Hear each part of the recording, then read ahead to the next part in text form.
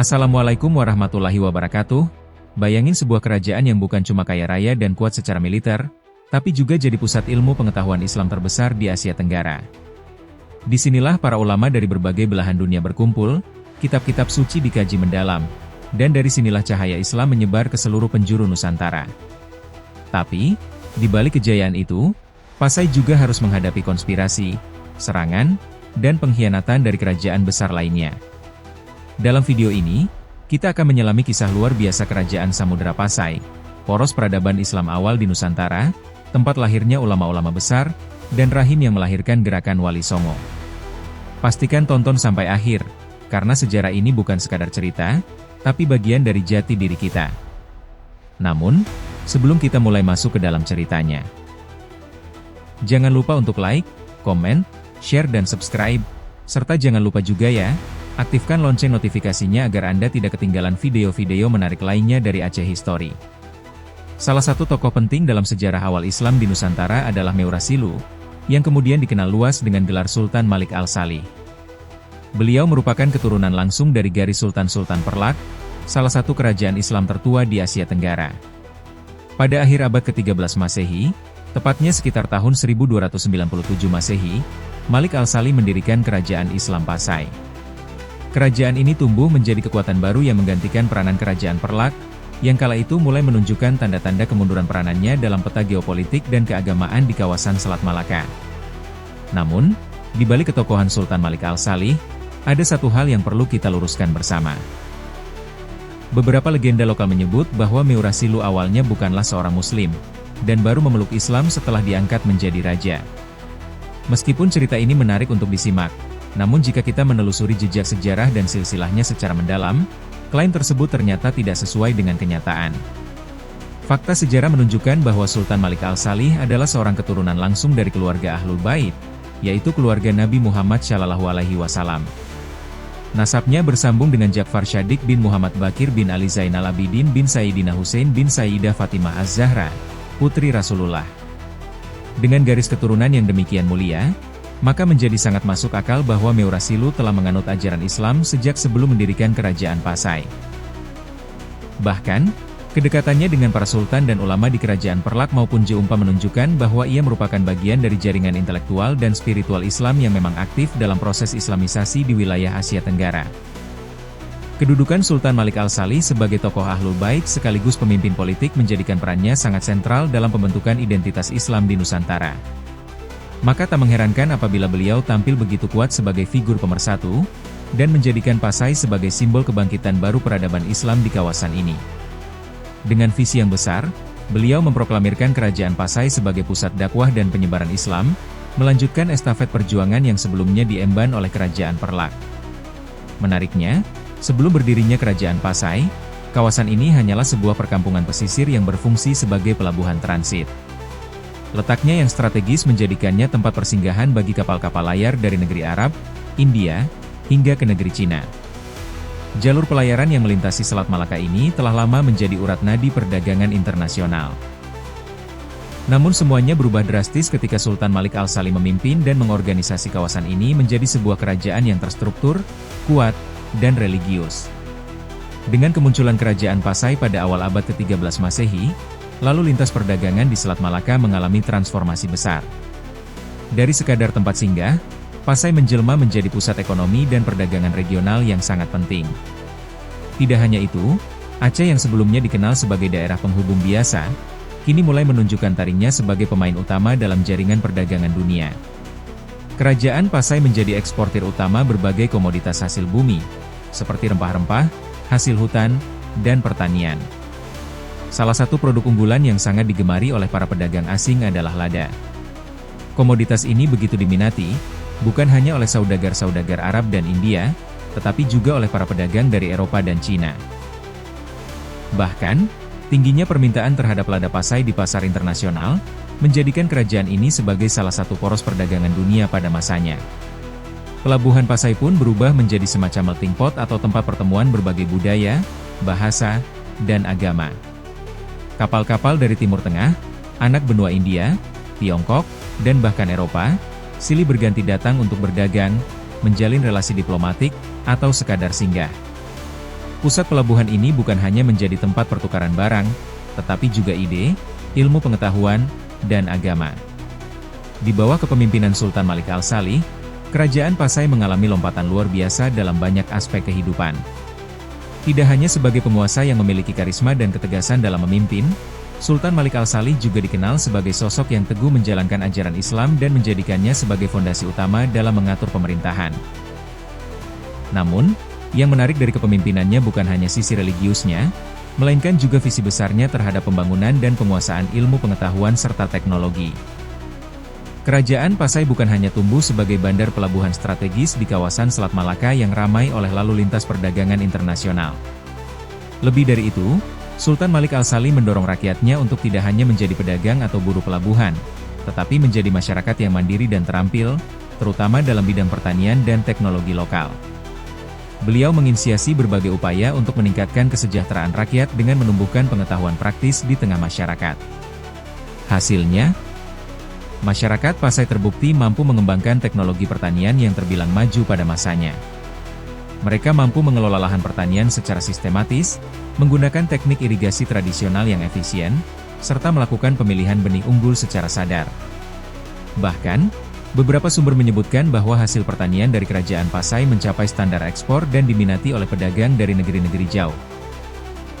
Beberapa komoditas utama yang menjadi andalan ekspor dari Pasai antara lain lada, yang saat itu disebut sebagai emas hitam karena nilai jualnya yang tinggi di pasar internasional, bawang, semangka, pisang, tebu, jeruk, dan banyak lagi. Produk-produk ini menjadi salah satu alasan utama mengapa kapal-kapal dagang dari Arab, India, Cina, hingga Eropa kerap bersandar di pelabuhan Pasai. Mereka tidak hanya datang untuk berdagang, tetapi juga untuk belajar dan menjalin hubungan dengan masyarakat yang telah mengenal sistem perdagangan dan pertanian yang terstruktur dengan baik. Sepeninggal Sultan Malik Al-Salih, estafet kepemimpinan dilanjutkan oleh keturunannya yang tetap setia menjalankan visi besar sang pendiri. Mereka tidak hanya menjaga sistem pemerintahan dan keagamaan yang telah dirintis, tapi juga meneruskan peran strategis Pasai sebagai pusat penyebaran Islam di Nusantara. Di bawah dinasti penerus ini, Kerajaan Pasai berkembang semakin pesat dan dikenal luas hingga keluar wilayah Asia Tenggara. Salah satu bukti keberlanjutan kejayaan Pasai tercatat dalam laporan perjalanan seorang musafir legendaris asal Maroko, Ibnu Battuta.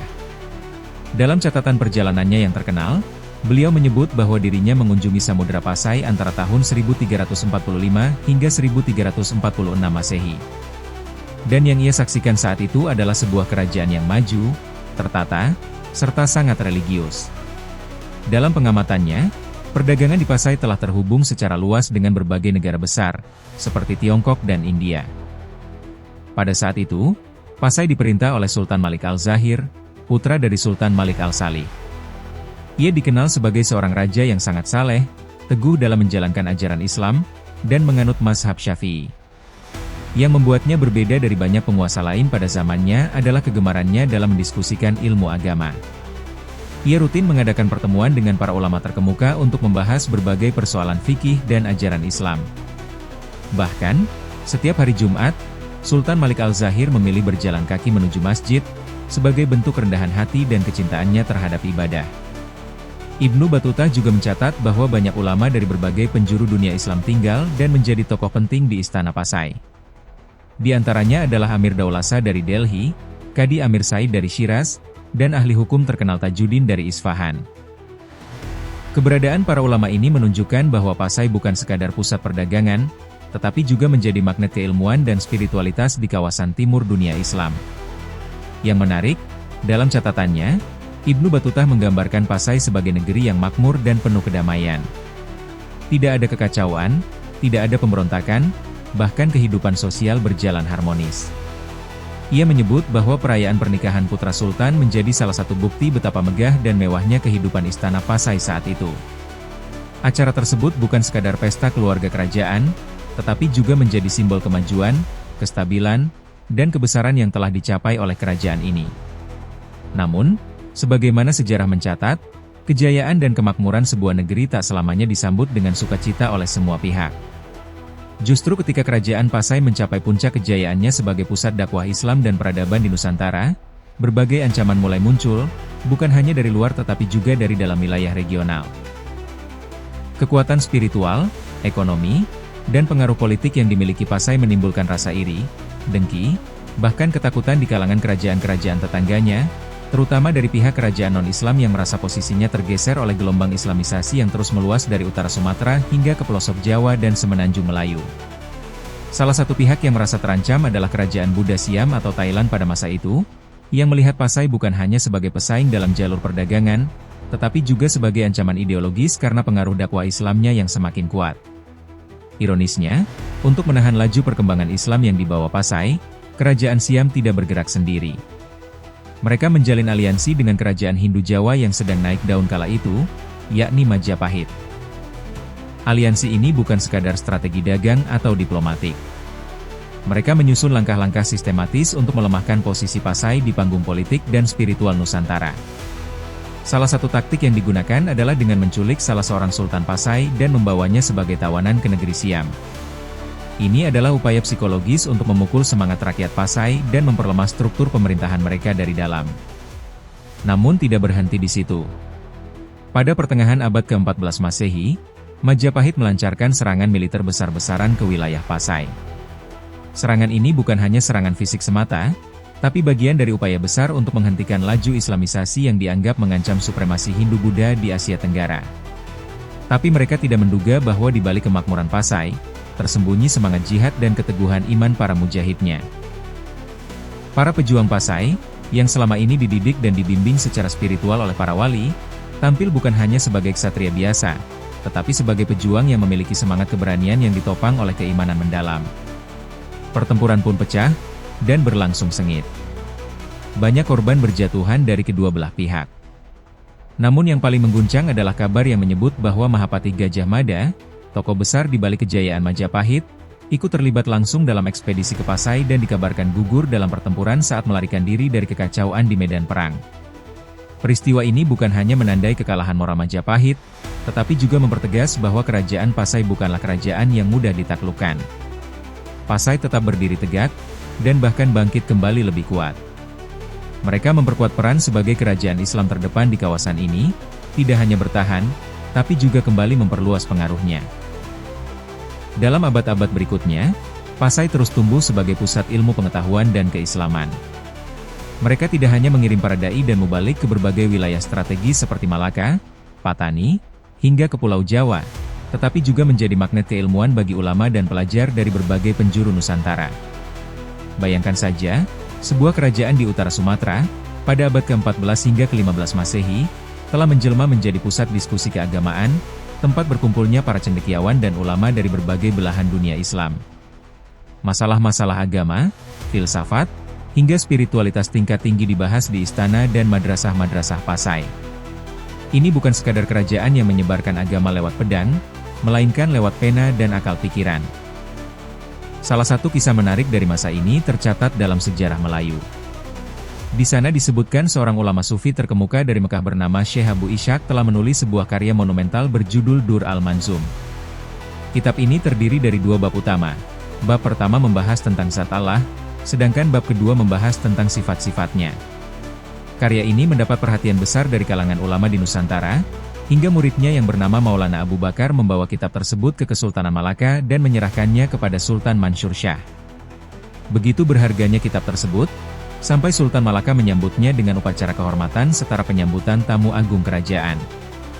Namun, karena kompleksitas isi kitab tersebut, Sultan kemudian mengirimkan karya tersebut ke Pasai agar dapat dijelaskan lebih lanjut oleh ulama-ulama terkemuka di sana. Dan disinilah peran besar Mahdum Patakan muncul. Seorang ulama karismatik dari Pasai yang dikenal luas karena kedalaman spiritual dan keilmuannya dalam tasawuf dan kalam. Kitab itu kemudian disempurnakan dan dijelaskan oleh Mahdum Patakan, yang menerangkan aspek-aspek esoterik dari pemahaman tauhid yang tinggi.